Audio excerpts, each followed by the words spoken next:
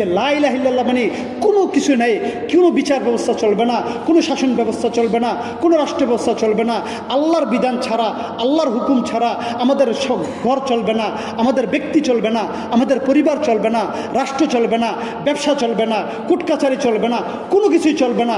সমস্ত কিছুর মধ্যে আল্লাহর হুকুম, রসুলের তরিকা চলবে। এটাই লা ইলাহা ইল্লাল্লাহ মুহাম্মাদুর রাসূলুল্লাহ।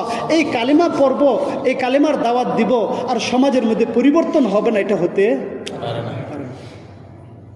যদি পরিবর্তন না হয় তাহলে বুঝবো যে আমরা লা ইলাহা ইল্লাল্লাহ কি বুঝিনি, এবং লা ইলাহা ইল্লাল্লাহর দাওয়াতটাই আমাদের সমাজে কি বাস্তবায়ন করা। লা ইলাহা ইল্লাল্লাহ ফামান ইয়াকফুর বিত-তাগুত ওয়া ইউমিন বিল্লাহ, আগে তাগুত বর্জন, এরপর ঈমান অর্জন। আগে কি লা ইলাহা, আল্লাহর নামটা আগে আইন না পরে লা ইলাহা কালিমা শুরু করতে পারতো না।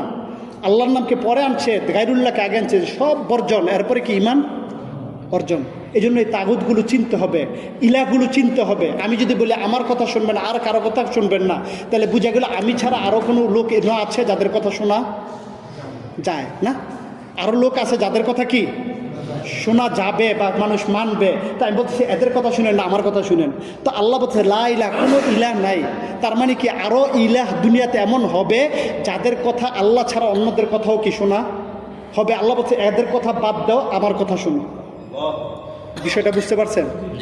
বিস্তারিত সময় নেই, এইটা শুধু বলতে গেলে এই যে 7 প্রকার বা 8 প্রকার সব বড় ধরনের কি আছে ইলাহ আছে, যারা সমাজে ইলাহ হয়ে বসে আছে। 1 নম্বর শয়তান আছে, 2 নম্বর ওই সমস্ত লোক যারা আল্লাহর আইনের বিরুদ্ধে আইন করে, 3 নম্বর ওই সমস্ত বিচারক যারা আল্লাহর বিচারের বিরুদ্ধে বিচার করে, ওই সমস্ত বাহিনী যারা আল্লাহর দিন প্রতিষ্ঠার ক্ষেত্রে বাধা সৃষ্টি করে, ওই সমস্ত সংস্থা বা সংঘ যারা দিন প্রতিষ্ঠার ক্ষেত্রে বাধা সৃষ্টি করে, ওই সমস্ত নফস এবং শয়তান, নফস শয়তান যেগুলো আল্লাহর হুকুমের পরিবর্তে নফসের দিকে তাড়িত করে, এগুলো সবগুলোই কি ইলাহ, সবগুলো কি লা ইলাহ। এই যে আল্লাহ বলছে এই ইলাহগুলো ছাড়ো, এরপরে ইল্লাল্লাহ, আল্লাহর উপর ঈমান আনো, রুবুবিয়াত, উলুহিয়াত, আসমা ও সিফাত, এই যে বিষয়গুলোর উপর ঈমান, এগুলো তারপরে।